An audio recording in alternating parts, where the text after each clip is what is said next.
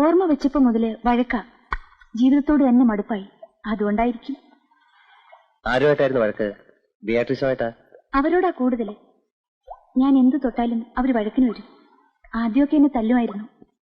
തല്ലുകൊണ്ട് സഹിയിട്ടപ്പോ ഒരു ദിവസം ഞാൻ തിരിച്ചു തല്ലി. പിന്നെന്നും ഞങ്ങൾ തമ്മിൽ അടിയായിരുന്നു. അടിച്ചടിച്ച് ഞാൻ ജയിച്ചു. എന്നാലും ആ വീട്ടിൽ കഴിയണേൽ എനിക്ക് ഈ വഴി തെരഞ്ഞെടുത്തേ പറ്റുള്ളായിരുന്നു. അതിനുള്ള മാർഗമൊക്കെ അവരൊപ്പിച്ചോണ്ട് വരികയായിരുന്നു. നാശത്തിന്ന് രക്ഷപ്പെടാൻ വേണ്ടിട്ട് എന്തായാലും നശിക്കും. എന്നാ പിന്നെ അന്തസ്സായിട്ട് നശിച്ചൂടെ? ആശ തീർത്ത് മരിച്ചൂടെ?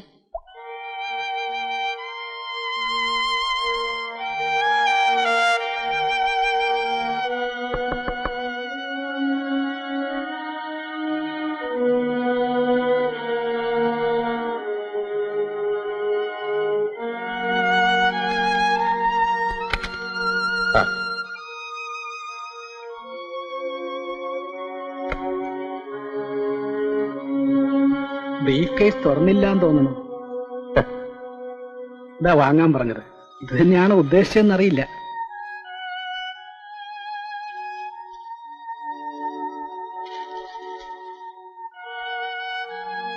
ഒരു സെക്കൻഡ്.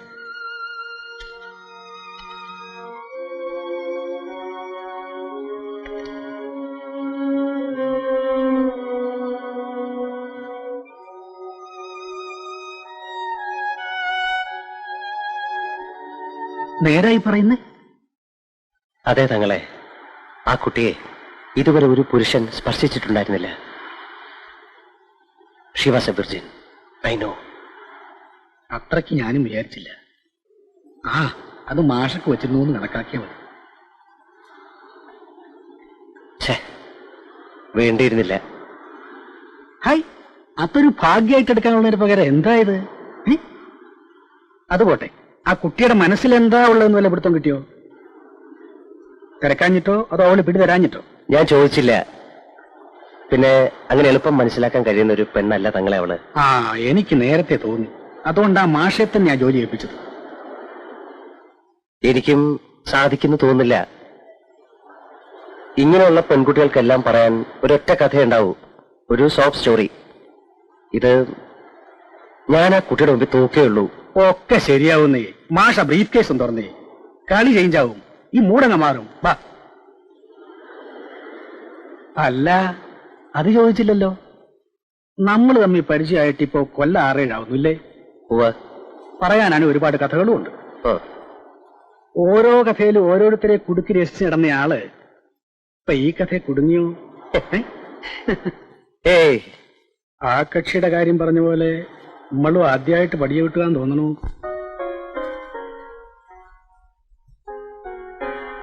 അതെ.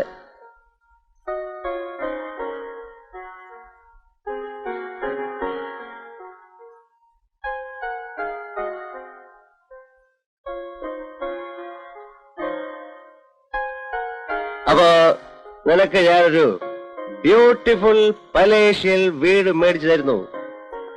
ഒരു 7-8 രൂപ വില വരുന്ന വീട്. 8 രൂപയുടെ വീടെന്ന് പറയുമ്പോ കാർഡ്ബോർഡിന്റെ ആയിരിക്കും. 8 രൂപ എന്ന് പറഞ്ഞാൽ 8 ലക്ഷം. 8 lakhs. You know? 8 lakhs. Grinder, fridge, TV, VCR, gas അടുപ്പ്, സകല സൗകര്യമുള്ളൊരു വീട്. പിന്നെ ഒരു മാരുതി, പച്ച മാരുതി. ഇതിനെപ്പോലുള്ള പെമ്പിള്ളേർക്ക് മാരുതിയ ബെസ്റ്റ്. മാരുതി മതി. അത് ഓടിക്കാൻ പഠിപ്പിക്കും. പിന്നെ സാറിനെ വാരിയാൻ തോന്നുന്നു. ഒരു ഡ്രോപ്പ് ബിയർ പോലും കുടിക്കാതെ എന്നെ കൊണ്ട് ഈ വിസ്കി മുഴുവൻ കുടിപ്പിച്ചിട്ട് അതുകൊണ്ട് ബലസ് നീയേ എന്റെ കുട്ടി സൂയിക്ക.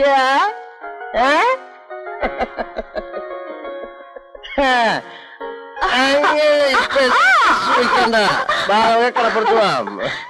കടപ്പുറത്തോ? ആ, അവിടെ അടുത്താ. ഈ തെങ്ങുതോപ്പ് ക്രോസ് ചെയ്ത കടല, നല്ല ബെസ്റ്റ് കടല. അതൊന്നും വേണ്ട, പ്രാന്തൊന്നും കാണിക്കണ്ട. കടപ്പുറത്ത് നിന്ന് കാറ്റുള്ളൊരു പ്രാന്തുള്ളവരാ. വൈകുന്നേരം കാറ്റുകൊള്ളുന്നവർക്ക് പ്രാന്തില്ല, പാതിരാത്രിയിൽ കാറ്റുകൊള്ളുന്നവർക്ക് പ്രാന്തുണ്ട്.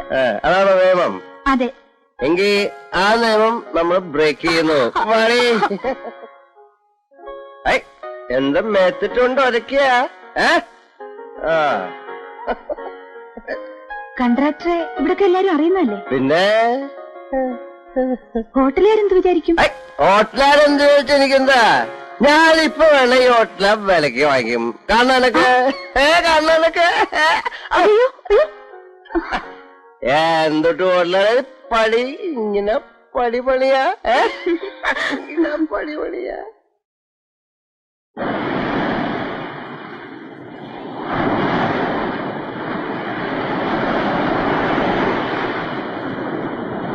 എന്തിനാ എപ്പോഴും ഈ പറഞ്ഞത് തന്നെ പറഞ്ഞുകൊണ്ടിരിക്കുന്നത്?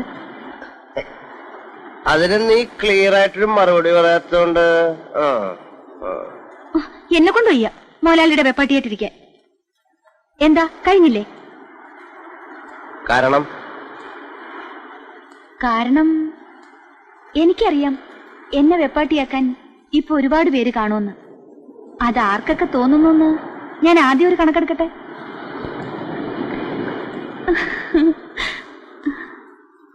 അങ്ങനെ ആവണമെങ്കിൽ തന്നെ ഒരു തടി കൺട്രാക്ടറുടെ വെപ്പാട്ടിയാവണോ? കുറെ കൂടെ കാശ് സൗകര്യമുള്ള ആരെങ്കിലും കിട്ടുമെന്ന് എനിക്ക് തിരക്കിക്കൂടെ?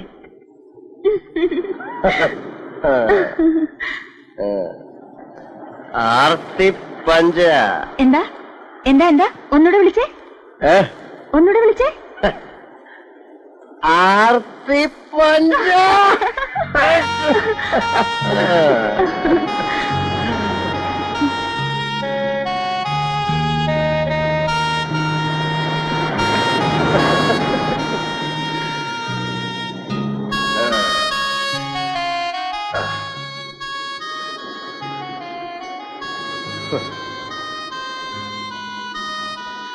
മോനെ തടി കോൺട്രാക്ടറെ,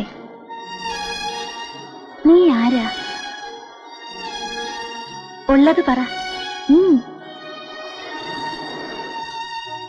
ഇന്ന് ഉച്ചയ്ക്ക് 12 മണി മുതൽ ഈ നേരം വരെ മുതലാളി എന്നോട് പറഞ്ഞത് മുഴുവൻ ഗുണ്ടാന്ന് എനിക്കറിയാം.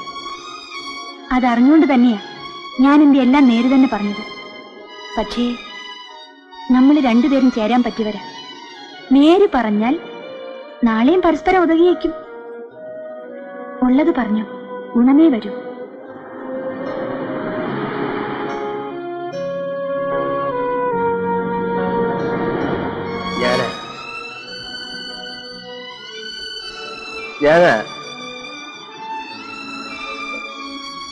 ഞാനാ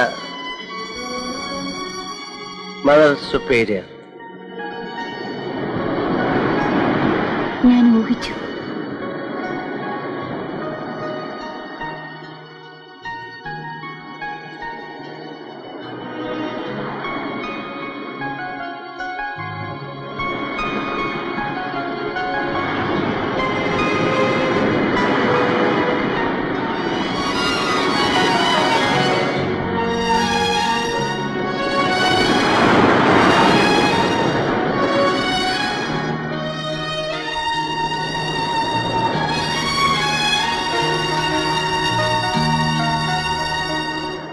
ആ നേരത്ത് രാധ എങ്ങനെ പറഞ്ഞില്ലായിരുന്നെങ്കിൽ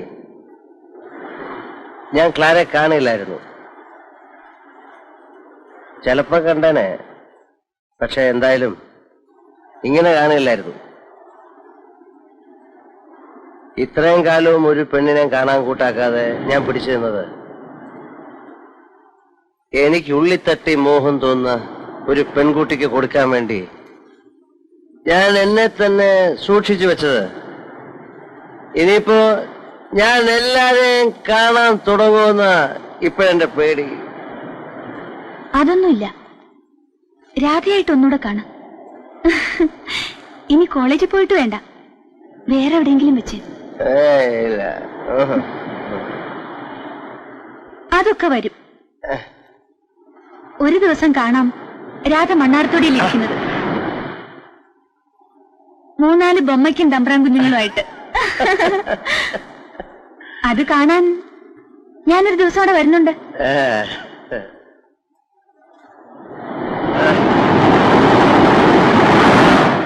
കൊച്ചു വാശികളും കൊച്ചു അന്ധവിശ്വാസങ്ങളും കൊച്ചു ദുശീലങ്ങളും. അതാ ഞാൻ. തോന്നി. എന്റെ രണ്ടാമതൊരു വാശി കൂടി ക്ലാര ഇന്ന് തകർത്തു.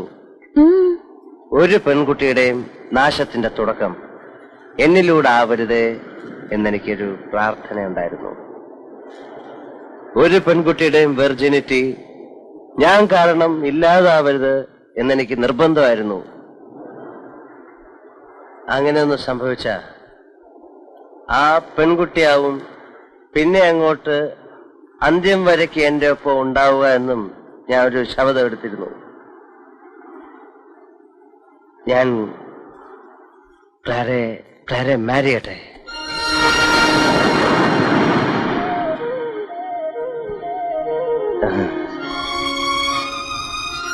വിരോധമൊന്നുമില്ലല്ലോ? ഇല്ല, പക്ഷേ ഞങ്ങളുടെ കൂട്ടത്തിൽ ചേരണം. എന്നുവെച്ചാ കടലിൽ പോണം. പോവാം. പോയാ പോരാ, തിരിച്ചു വരുമ്പോ വലയിൽ എന്തെങ്കിലും ഉണ്ടാവണം. വലയില് എന്തെങ്കിലും ഉണ്ടായാ മതിയോ? പോരാ, പിന്നെ ഒരു വള്ളം നിറയെ